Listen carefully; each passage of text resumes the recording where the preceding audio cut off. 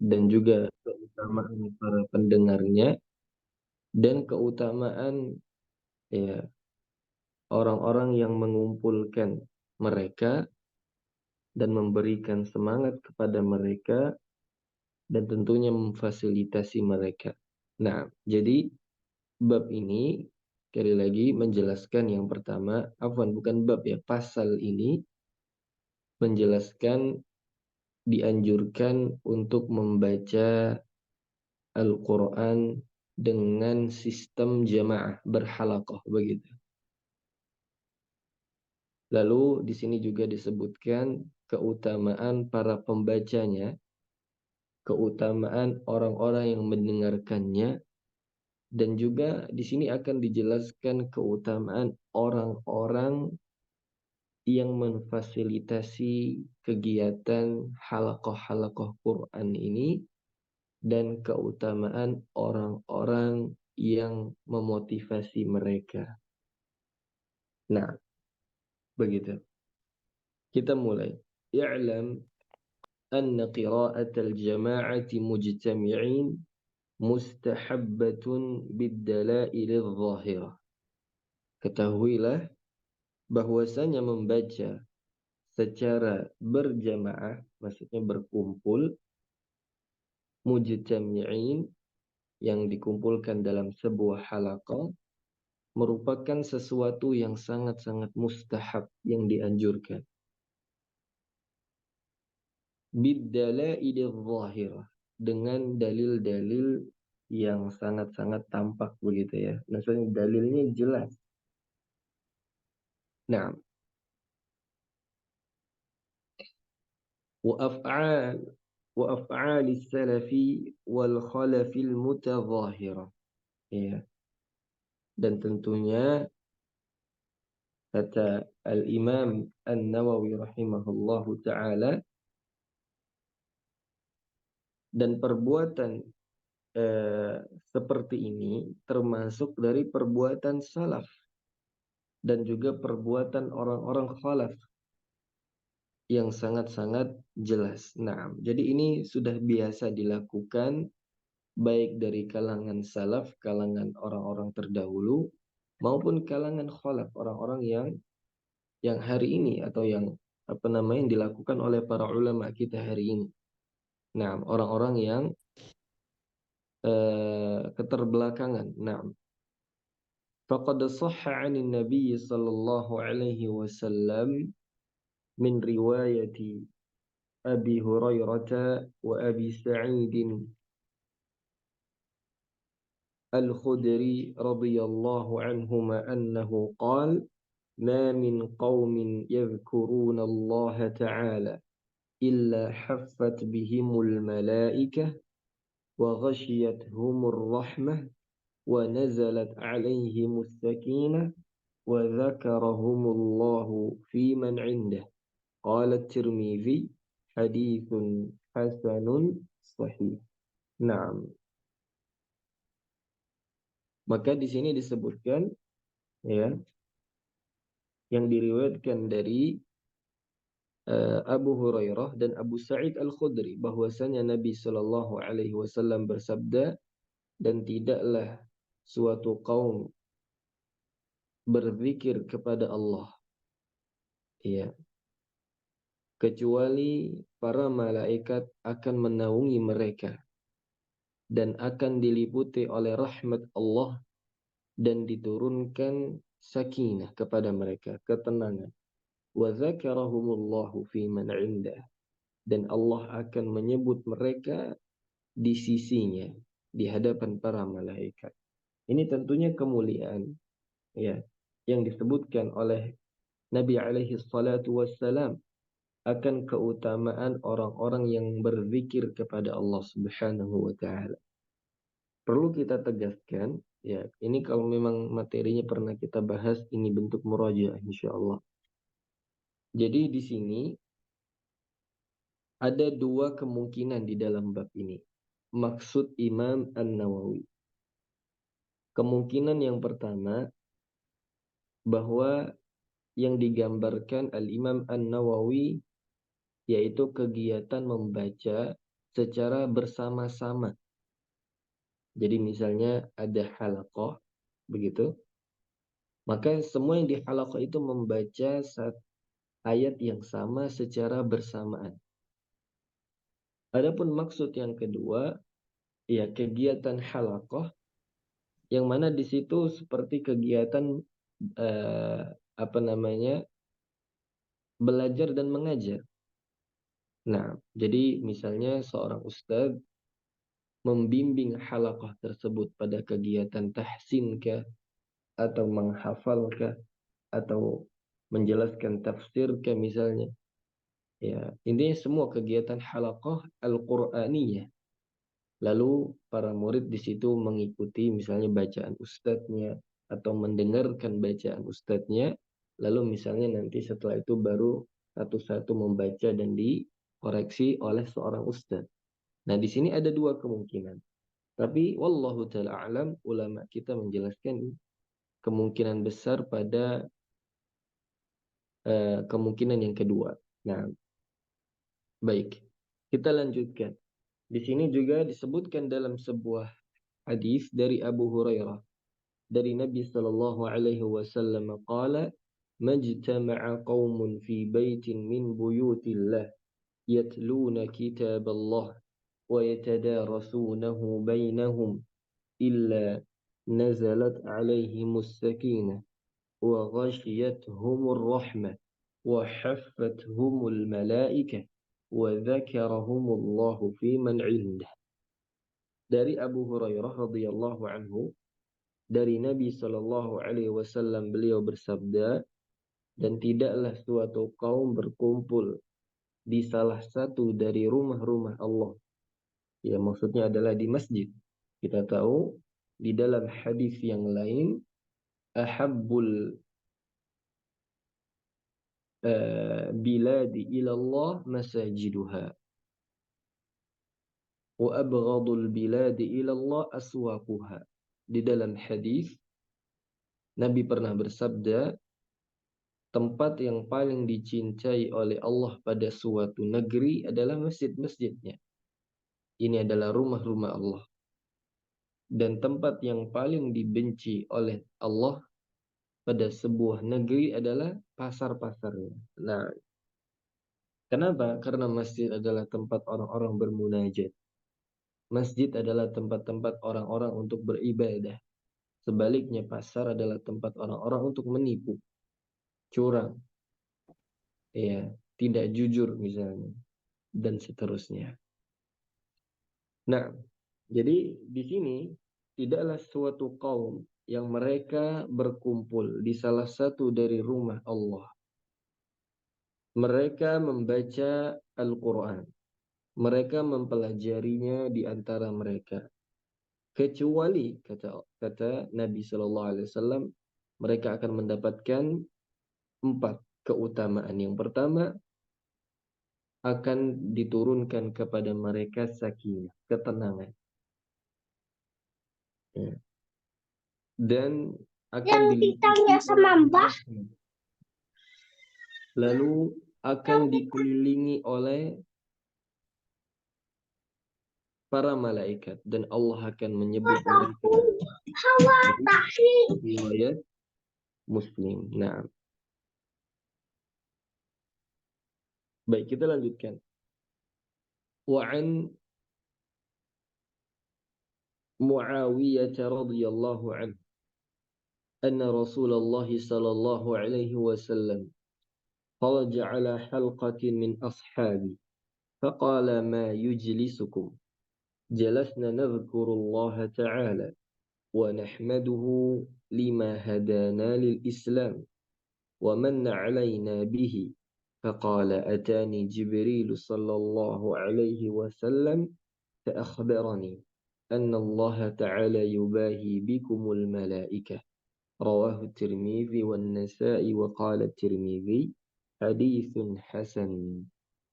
Nah, ini dari Muawiyah bahwasanya Rasul Shallallahu Alaihi Wasallam pernah waktu itu keluar, ya, dan menghampiri para sahabat yang sedang berhalaqah di situ. Nah, lalu lantas Nabi bertanya, ma yujlisukum? Apa yang membuat kalian duduk bermajelis seperti ini? Lalu mereka berkata, kami duduk ya untuk mengingat Allah Subhanahu wa taala, memujinya. Ya, atas apa? Atas hidayah yang Allah berikan kepada kami berupa Islam dan Allah anugerahkan kepada kami Islam tersebut. Maka Nabi bersabda, telah datang kepadaku Jibril dan menyampaikan kepadaku bahwasanya Allah Subhanahu wa taala membanggakan kalian di hadapan para malaikat. Masya Allah. Ini lihat ikhwah sekalian, akan pentingnya majelis ilmu, begitu juga secara khusus uh, majelis atau halaqah Al-Qur'aniyah. Nah, jadi ini adalah kemuliaan yang Nabi Shallallahu Alaihi Wasallam sabdakan untuk siapa saja yang melazimkan, yang merutinkan dirinya untuk mengikuti halaqah-halaqah ilmu, begitu juga halaqah-halaqah Al-Quran. Ya, dan sekarang hari ini Masya Allah bisa kita nikmati baik online ataupun offline. Masya Allah. Kita ini melazimkan diri kita untuk hadir bersama di halaqah-halaqah ilmu, di halaqah-halaqah Quran, bukan ingin mendapatkan predikat misalnya bahwa kita ini adalah orang yang saleh, bukan. Tapi dengan kita mengikuti halaqah-halaqah seperti ini akan membantu kita untuk lebih istiqamah bersama. Ya. Dan tentunya tadi keutamaannya begitu besar. Ya, Allah akan memberikan ketenangan. Allah akan berikan rahmat. Ya, dan Allah Subhanahu wa taala akan membanggakan kita di hadapan para malaikat. Karena begitu mulianya kedudukan majelis ilmu dan juga halaqah Al-Qur'aniyah. Nah, kita lanjutkan ya. Wal ahadits fi hadza katsira. Dalil-dalil atau banyak hadis yang menjelaskan tentang hal ini. وروى الدارمي بإسناده عن ابن عباس رضي الله عنهما قال من استمع إلى آية من كتاب الله تعالى كانت له نورا. Ya. Diriwayatkan dari Ad-Darimi dengan sanadnya dari Ibnu Abbas radhiyallahu anhuma, ia berkata, ya man istama'a ila ayatin min kitabillahi ta'ala kanat lahu nuran. Ya, bahwa barang siapa yang mendengarkan sebuah ayat, istama'a di sini kita pahami ya, kalau yang belajar bahasa Arab, istama'a beda dengan sami'a. Istama'a beda dengan sami'a. Kalau sami'a, dia cuma mendengar tapi selintas. Dia tidak terlalu fokus dengan pendengaran dia. Kalau istama'a, dia betul-betul mendengarnya dengan saksama, dengan fokus apa yang dia dengarkan. Nah, jadi barang siapa yang betul-betul mendengarkan dengan saksama ayat-ayat Al-Quran, ya, maka baginya cahaya. Walaupun ini didhaifkan oleh para ulama. Nah, tapi di sini adalah sebuah keutamaan, motivasi yang mungkin boleh kita ambil. Bahwa setiap ayat-ayat Allah itu berupa cahaya yang akan menyinari hati-hati kaum muslimin. Ya, sebagaimana Nabi kita pernah bersabda bahwa manusia ini ada 4 golongan. Ya. Ada seorang mukmin yang rajin baca Quran, kata Nabi Shallallahu Alaihi Wasallam, itu seperti buah jeruk. Ya. Nah, seperti buah apa? Buah jeruk yang manis rasanya dan harum aromanya. Menunjukkan bahwa hatinya bersih dan auranya pun positif. Nah, auranya itu baik. Nah, maka di sini setiap orang yang dekat dengan Al-Quran akan terpancar darinya nilai-nilai kebaikan. Sebab Al-Quran. Dan dengan kita sering mendengarkan Al-Quran, tapi dengan istima', bukan dengan sami' atau dengan sama', tapi dengan apa? Istima'. Betul-betul mendengarkan. Tidak sibuk dengan aktivitas yang lain saat mendengarkan ayat-ayat Al-Quran. Ya terkadang sebagian kita tal murotal misalnya. Tapi kita nggak fokus dengan murotal itu. Hanya sebatas untuk apa? eh, Menghiasi aktivitas kita saja. Terkadang asarnya, dampaknya tidak begitu banyak untuk hati seorang muslim. Tapi coba dia style murotal misalnya. Kemudian dia fokus untuk mendengarkan istima' tadi. Mendengarkan dengan saksama, dengan fokus. Sebagaimana Allah Subhanahu wa taala memerintahkan kita, wa idza quri'al Qur'an fastami'u lahu. Ini fi'lul amr. Allah suruh kita untuk betul-betul mendengarkan dengan saksama ketika ayat-ayat dibacakan. Wa ansitu lahu, dan diam. Ya. Allah menggunakan juga kata ansitu. Ansit.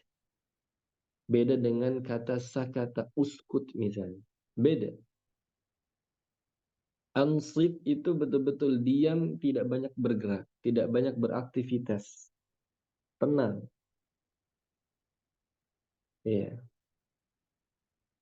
Tidak toleh kanan, toleh kiri. Tidak sibuk dengan misalnya memainkan kukunya atau apa saja. Itu termasuk bukan diam ya. Jadi diam di sini kata ansit, Allah menggunakan kata wa ansitu, kita disuruh dengar dan diam, betul-betul diam, la'allakum turhamun, agar kalian dirahmati oleh Allah Subhanahu wa taala. Jadi mungkin sebagian kita di sini ada yang mengikuti halaqah-halaqah Al-Qur'an. Ya, terutama misalnya kegiatan halaqahnya bergiliran untuk membacanya. Sebagian mungkin merasa bosan kalau misalnya belum dapat giliran dia, apalagi menunggunya waktunya panjang misalnya. Dan perlu kita ketahui bahwa kita itu kegiatan halaqah sudah termasuk dari ibadah. Maka kita menunggu teman kita untuk mendapatkan giliran kita itu pahala. Dan termasuk adab tentunya kepada seorang guru. Dan juga ketika kita menunggu, apa yang kita lakukan? Diupayakan kalau nggak ada urusan yang lain, kita dengarkan bacaan saudara kita. Selain kita mengambil faidah, kalaupun tidak ada faidah, ya mudah-mudahan itu menjadi rahmat bagi kita. Mungkin bacaan saudara kita akan lebih menyentuh daripada bacaan kita pribadi. Nah, ini penting untuk kita perhatikan. Nah, kita lanjutkan. Warawa ibnu Abi Dawud anna Abu Darda'i kana yadrusul Qur'an ma'a nafarin yaqra'una jami'an. Disebutkan dari Ibnu Abi Dawud bahwasanya Abu Darda yadrusul Qur'an, pernah belajar Al-Qur'an bersama sebagian orang. Yaqra'una jami'an. Mereka membacanya bersama-sama. Jadi kayak kegiatan halaqah begitu. Nah, kita tahu ya, sebagaimana mungkin Anda pernah memberikan keterangan bahwa Abu Darda beliau itu pernah disebutkan dalam riwayat bahwa beliau punya murid yang begitu banyak dan beliau tinggal di Damaskus. Nah, kita lanjutkan.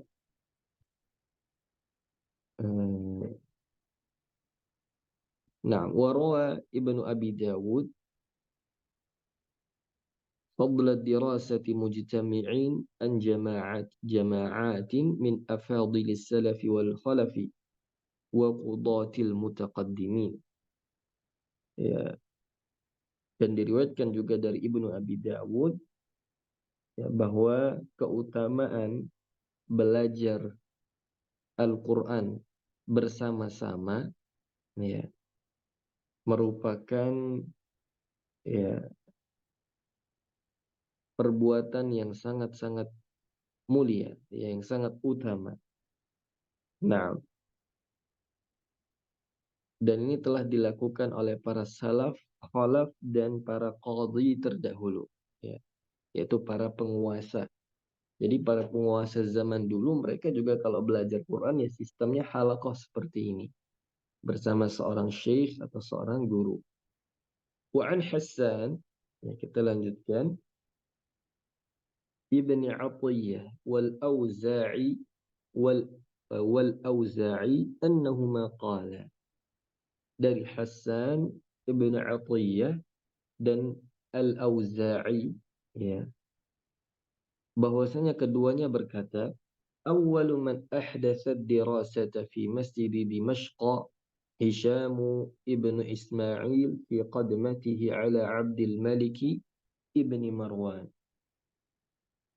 Nah, di sini ada pendapat ya, bahwa ternyata kegiatan halaqah ini adalah kegiatan yang ahdath, yaitu kegiatan yang mungkin baru dilakukan. Jadi bukan ada dari atau tidak ada contohnya gitu ya. Maka di sini disebutkan bahwa yang pertama kali melakukan pembelajaran Al-Quran di Damaskus, di masjid di Damaskus itu adalah Hisham bin Ismail. Ya, Hisham bin Ismail. Saat ketika beliau sampai di Abdul Malik bin Marwan.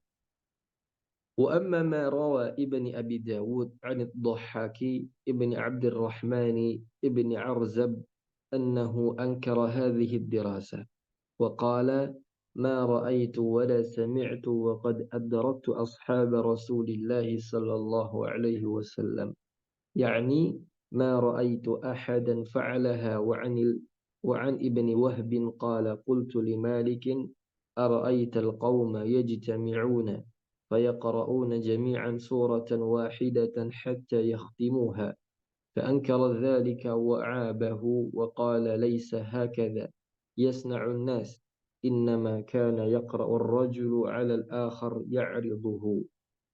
نعم. Jadi di sini ada yang mengingkari ya, bahwa dari Dhuhak bin Abdurrahman bin Arzab, beliau ini mengingkari kegiatan belajar seperti ini.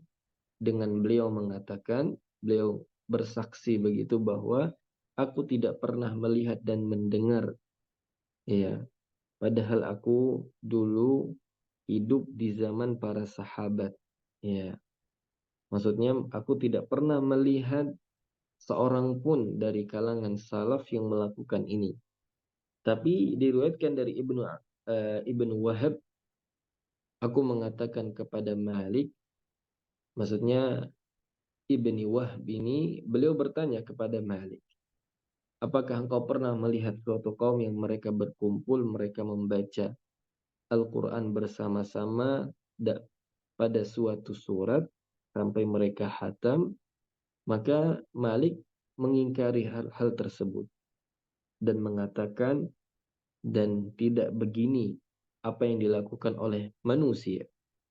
Yang benar adalah seseorang membaca kepada yang lain. Nah, yang benar adalah seseorang membaca kepada yang lain.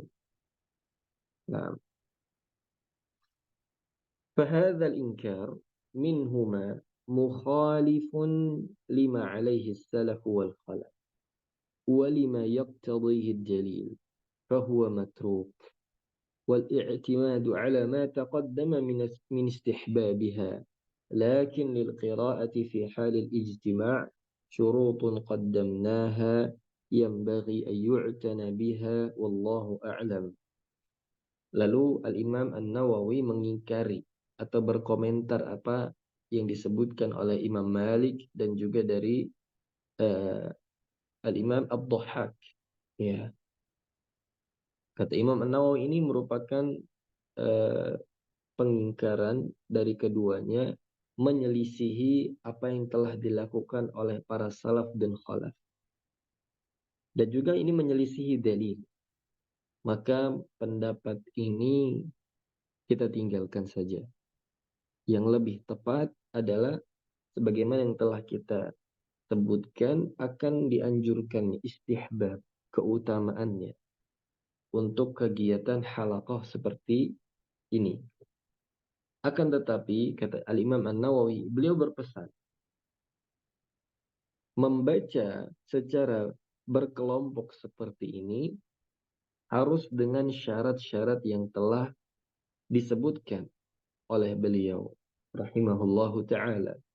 Jadi nggak boleh misalnya ada kegiatan kelompok membaca Al-Quranul Karim, ya, kegiatan halaqah begitu, tapi mereka tidak memperhatikan atau misalnya antara guru dengan murid sama-sama jahil. Ini nggak boleh. Ya.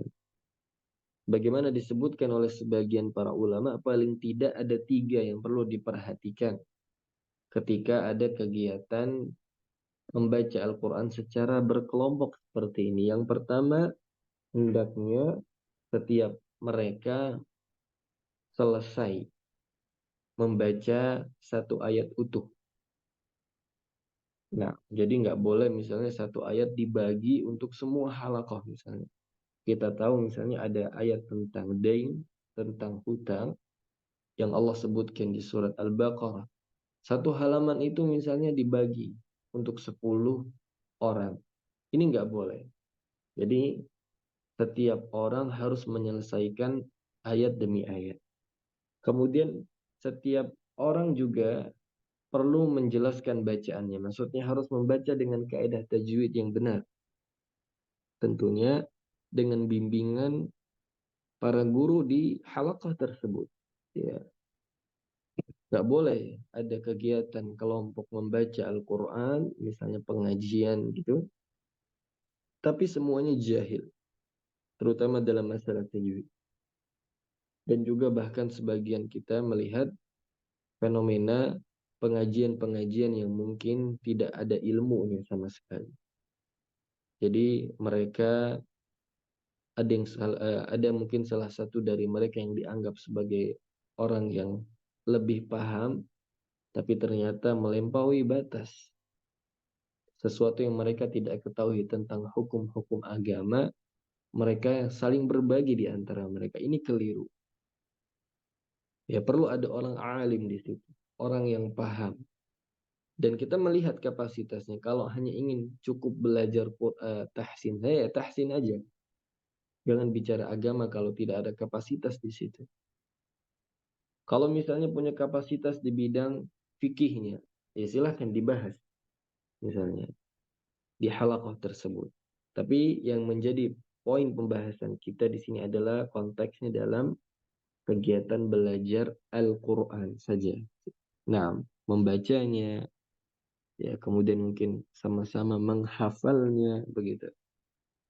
Dan ini perlu diperhatikan, ya karena banyak sekali kesesatan muncul dari kegiatan pengajian-pengajian seperti ini. Nas'alullah at-taufiq. Begitu juga poin yang ketiga yang perlu diperhatikan, memperhatikan kaidah waqaf dan ibtida. Nah, yanbaghi an yu'tana bihi. Ya, yu'tana biha wallahu a'lam. Sekiranya setiap kegiatan halaqah Quran itu perlu memperhatikan hal-hal ini. Wallahu a'lam. Wa amma fadilatu man yajma'uhum 'ala al-qira'ati fa fiha nususun katsirah. Kaqaulihi sallallahu alaihi wasallam ad-dallu 'ala al-khairi kafa'ilihi. Begitu juga keutamaan orang-orang yang mengumpulkan orang-orang untuk bisa membaca secara berjamaah seperti ini, maksudnya orang-orang yang memfasilitasi, ya, bahwa dalilnya sangat banyak. Nas-nas yang menjelaskan akan keutamaan mereka ini begitu banyak. Di antaranya adalah ad-dallu 'alal khairi kafa'ili. Ya, seseorang yang menunjukkan kepada kebaikan, maka dia akan mendapatkan pahala seperti orang-orang yang melakukannya. Masya Allah. Jadi kadang-kadang kita melihat jamaah kaum muslimin, mereka itu sulit sekali untuk menghatamkan Al-Quran. Maka sebagian para guru-guru kita yang mungkin terdahulu, ya Masya Allah, mereka berusaha mengupayakan kegiatan pengajian. Ya, ya mudah-mudahan dengan kegiatan seperti ini, kaum muslimin itu bisa hatam Al-Quranul Karim. Walaupun bersama-sama dengan munawabah, bergiliran. Tapi ini sesuatu yang sangat baik.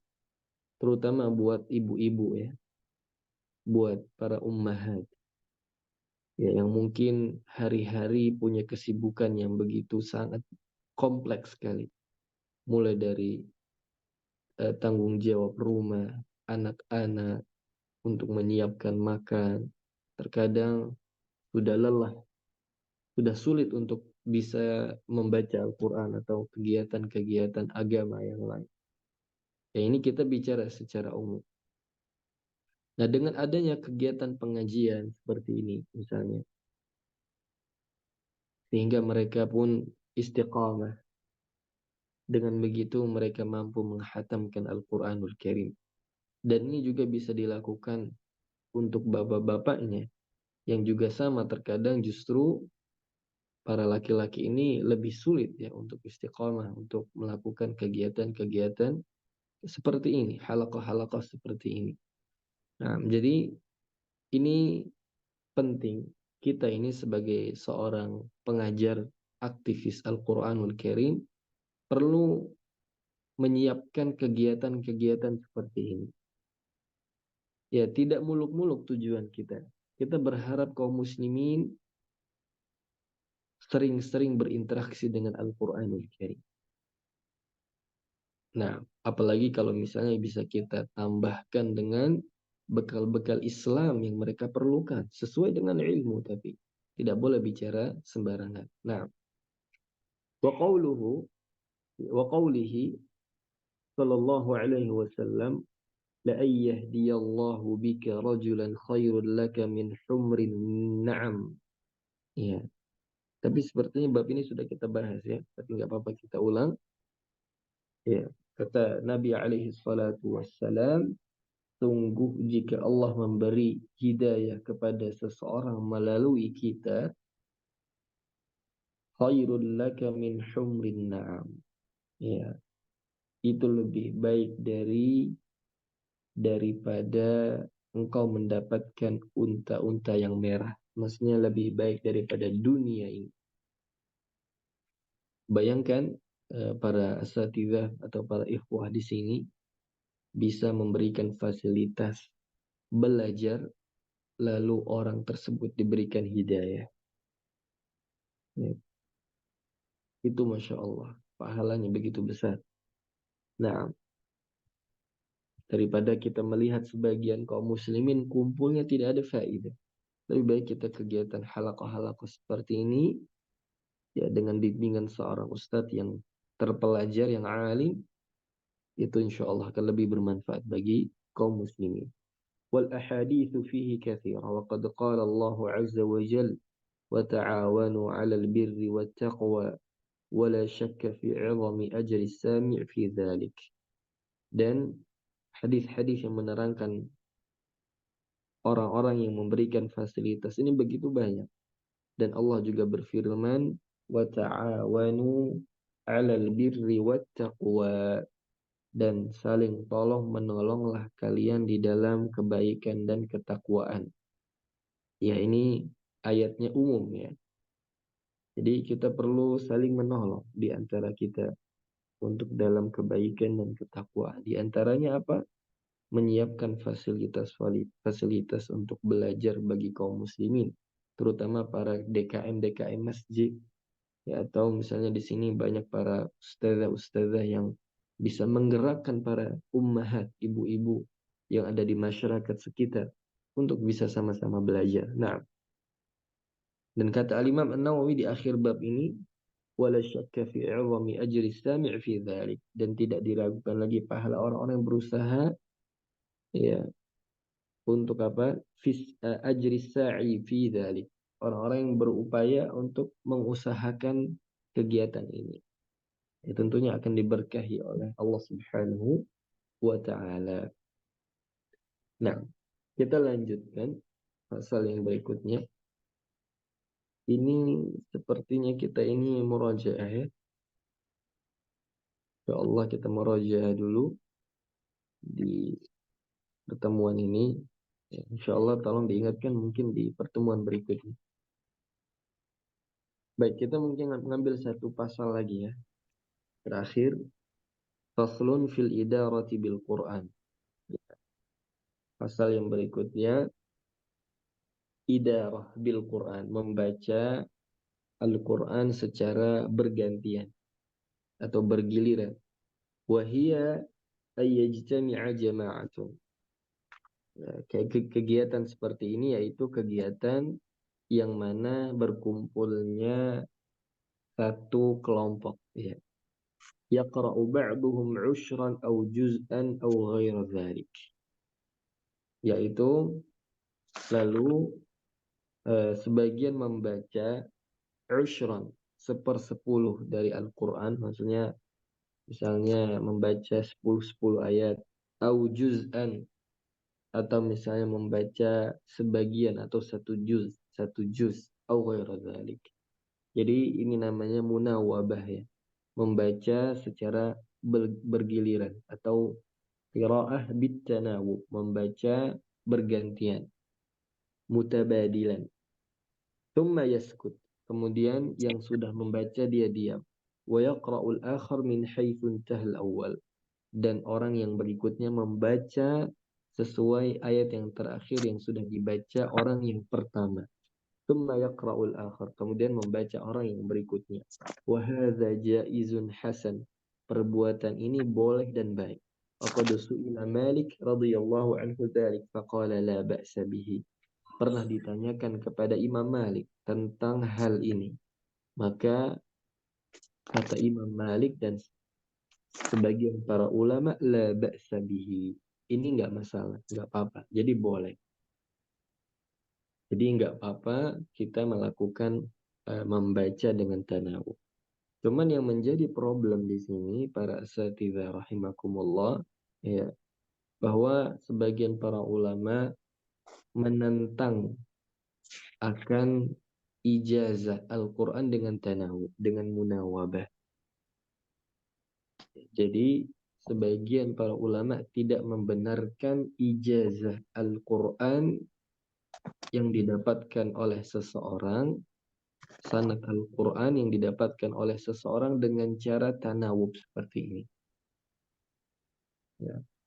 Walaupun hari ini banyak sekali ya, bahkan dilestarikan ya. Wallahu ta'ala alam, kami pribadi berpendapat mengambil sanad atau ijazah Al-Quran dengan tanawub ini tidak benar. Bagaimana juga Dr. Aiman menjelaskan di dalam buku beliau, ya, buku kecilnya beliau, dan beliau jelaskan itu, ini sesuatu yang aneh bagi beliau. Nah, karena yang benar adalah kalau kita konteksnya hanya belajar bersama, itu boleh dengan munawabah seperti ini, dan itu biasa dilakukan. Tapi tetap dengan bimbingan seorang ustadz, seorang guru. Tapi mengambil sanad dengan tanawub ini, Allah Ta'ala alam, tidak dibenarkan. Baik, mungkin itu insya Allah yang bisa kami sampaikan di pertemuan kali ini. Barakallahu fikum. Kita cukupkan insyaallah pertemuan kita. Naktafi bihadzal qadar. Subhanakallahumma wa bihamdik. Ashhadu an la ilaha illa ant. Nastaghfiruka wa natubu ilaik. Akhirul kalam. Assalamualaikum warahmatullahi wabarakatuh. Nah, silakan tafadhalu bagi yang ingin keluar.